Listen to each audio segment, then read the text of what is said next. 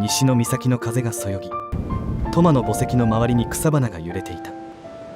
トマは偉大な探検家として知られ、多くの財宝を発見したが、彼が追い求めた虹色の貝殻だけはその手に届かなかった。カエルがトマからもらった酒を墓に注ぐと、淡い光とともにトマの幽霊が現れた。この岬から北西の海上に巨人の爪と呼ばれる島がある。虹色の貝殻はそこにある。と言って消えていった。その言葉に従い、クロノたちは中世へとタイムスリップする。巨人の爪と呼ばれる島は険しい山々と深い洞窟に覆われていた。奥深く進むと、かつて恐竜たちの住処だったティラン城が姿を現す。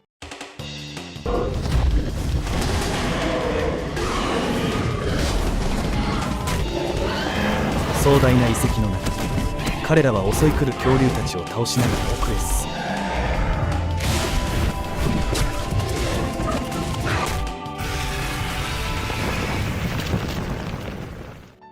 そしてついに洞窟の奥で虹色に輝く巨大な貝殻を発見した。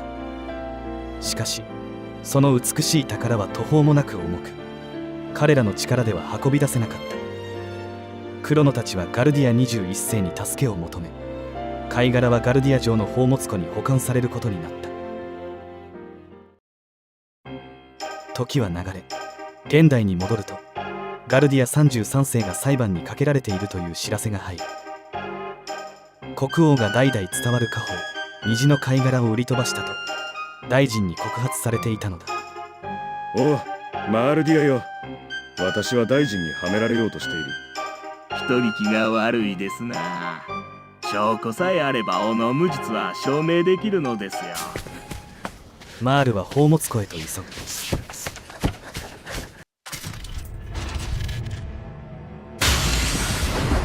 そして虹の貝殻の一部、虹色のかけらを持って戻ってきた。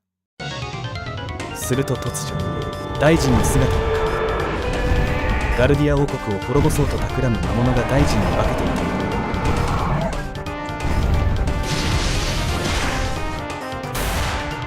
マールは魔物を打ち倒し、王国の危機を救った。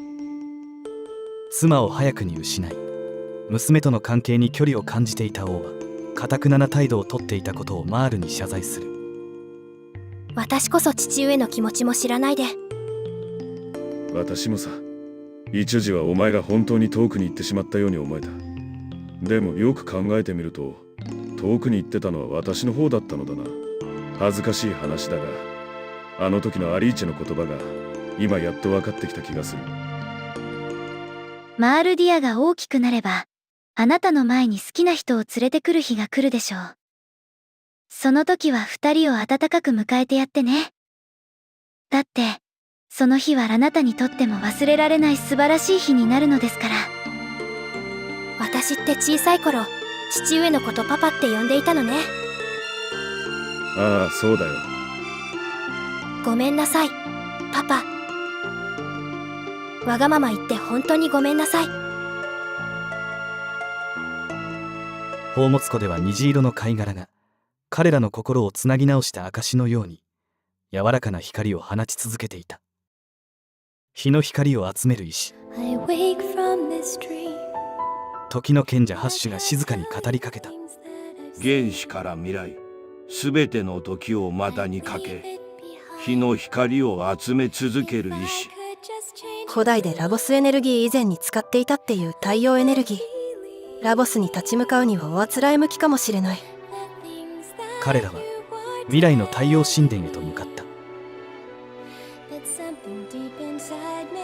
そこで見つけたのは、かつて太陽の力を秘めていた太陽石だったが、その輝きは失われ、今は暗黒石と呼ばれる姿となっていた。気が遠くなるほど長い時間、太陽の光を浴び続ければ力を取り戻せるかも。ルッカの言葉に皆がうなずき、暗黒石を原始時代の光の祠に設置することに決めた。太陽の光が降り注ぐ場所ならきっと時を超え、彼らは未来の光の祠に向かう。だがそこに暗黒石の姿はなかった。誰かがどこかの時代でそれを持ち出したのだ。不安が胸をよぎる中、彼らは希望を捨てず暗黒石を追い求める旅を続ける。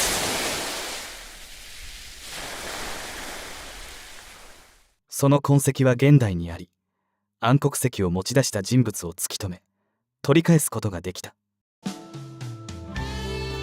再び未来の光の祠を訪れた時、そこにはまばゆいばかりの輝きを放つ太陽石が完成していた。長い時間と努力の結晶を前に、彼らは静かに笑みを交わし合った。その後、ガルディア城の宝物庫にいる命の賢者ボッシュに太陽石を見せると、彼は驚きと興奮を隠せない様子でこう告げた。おお、太陽石か。早速こいつと掛け合わせてみよう。そうして誕生したのは、どんな闇も切り裂けそうな虹色にきらめく美しい刀だった。それはクロノの手に託され、ラボスとの最終決戦に向けた新たな希望となった。クロの夢、それは時代を超えて浮かび続ける巨大な浮遊要塞。その異様な存在感は過去から未来にわたって多くのものに恐れられていた。時の賢者ハッシュはクロノたちに警告を発する。時代をまたがり現れたあの黒く巨大なもの、あれもまたラボスを呼び起こさんとしておる。力に頼り、力に取り込まれた愚かな心じゃ。彼らは決意を固め、黒の夢へと足を踏み入れる。内部は魔物たちが跋扈し、進むたびにその闇は深まっていく。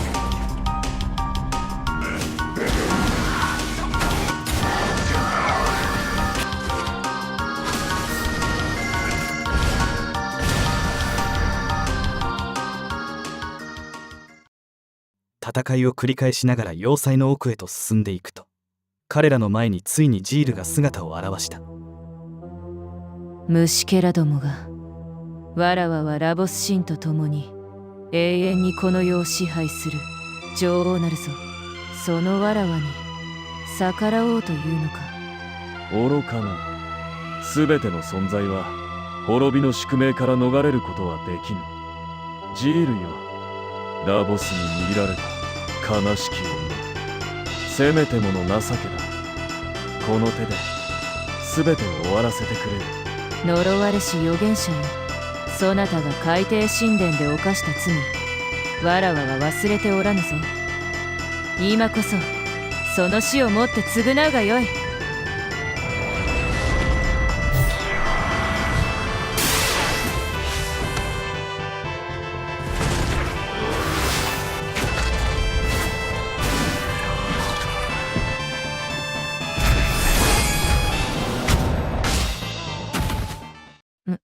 虫けらの分際でこのわらわを追い詰めるとは。ラボス神よ、そのお力をわらわに。その叫びに呼応するように大地が震え、海が裂け、そして深淵から姿を現したのは世界を滅ぼす最悪、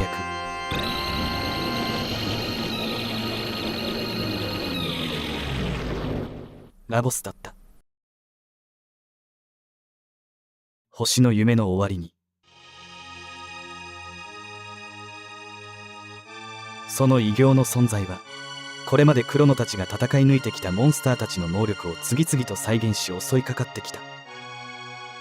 幾度となく激しい戦闘が繰り返される中、クロノたちはその猛攻を乗り越え、ついにラボスの顔に大きな穴をうがつ。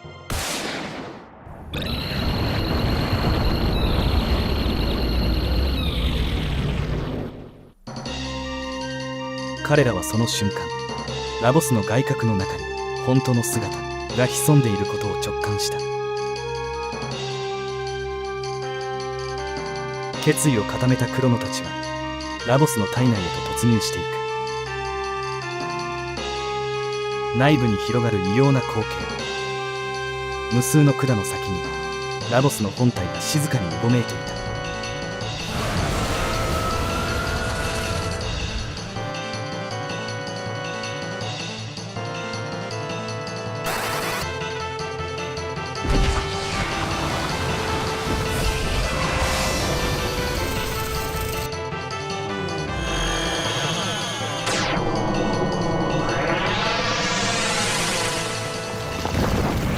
その本体を打ち破ると、ついにラボスのコアが姿を現す。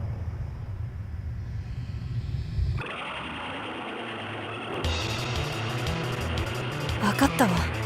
こいつの狙いが星に寄生して長い時間をかけて、その星の生命体の優れた部分をよりすぐって集める。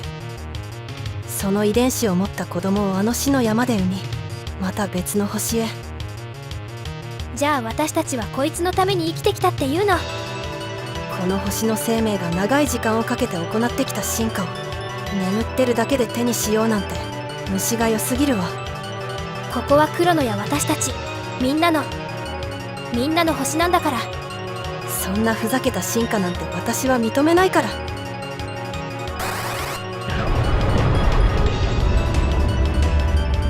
長きにわたる死闘の末、クロノたちはついにラボスのコアを打ち倒した。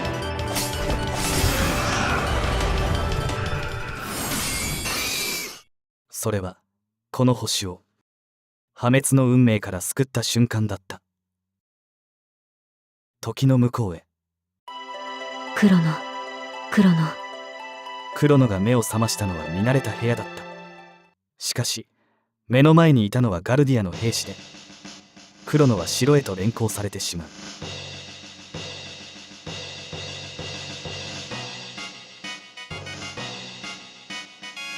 散々晒したよ、クロノ君。私の娘を引っ張り回して。パパやめて。クロノは何もしてないわ。クロノが何もしてないと娘は言っておるが、大臣もそう思うか？いえ、クロノたちは国の一大事に関わることをしました。大臣まで何を言うの？話せばわかるわ。私が今まで城を出ていたのには訳があるの。実は未来を救ったのだろう。するとルッカが現れ、時を超えた旅で出会った面々を連れてくる。未来、中世、原始、それぞれの時代を生きるガルディア王家の血を引く者たちがクロノの功績をたたえ、王は微笑みながら彼の偉業を正式に認めた。そして千年祭最後の夜が訪れる。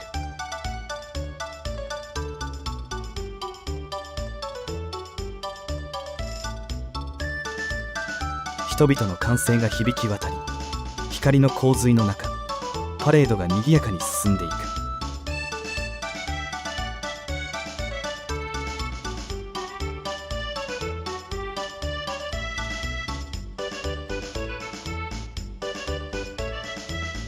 しかし祝祭の喧騒の中、仲間との別れの時間が迫っていた。ラボスが死に、ゲートの力は弱まっていた。仲間たちは広場の奥のゲートからそれぞれの時代へと帰っていく。クロ強かった、マール強かった、エーラ楽しかった。エーラは投げキッスをして颯爽と消える。カエルは去り際にマールから頬にキスを受け、照れながらも別れを告げた。魔王は何も言わず、ただ静かにその背を向ける。ルッカ、私も未来で元気にやっていきます。やはり気づいていたのですね。ロボは廃墟となった未来で生まれたわ。でも私たちがラボスを倒したことによって未来は明るくなるはず。つまり新しい未来ではロボの存在はそんなことないです。きっと新しい未来でも私は。ロボのバカ。悲しい時は素直に悲しむのよ。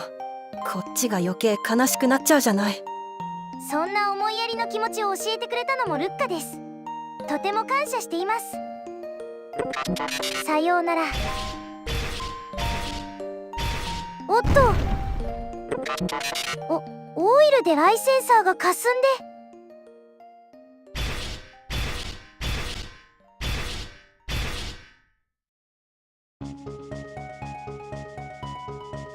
で。いつかした話覚えてる？死ぬ時に見る思い出の話。もうその人は助かったみたいね。時間を旅するなんて荷が重すぎるね。シルバードも壊した方が良さそうね。もうみんなと会えなくなるけど。その時、クロノの猫が駆け出し、ゲートに飛び込む。そしてそれを追ったクロノの母までもがゲートに消えてしまった。クロノ、マール、ルッカは顔を見合わせる。迷うことはなかった。彼らは再びシルバードに乗り込み、時の彼方へと旅立った。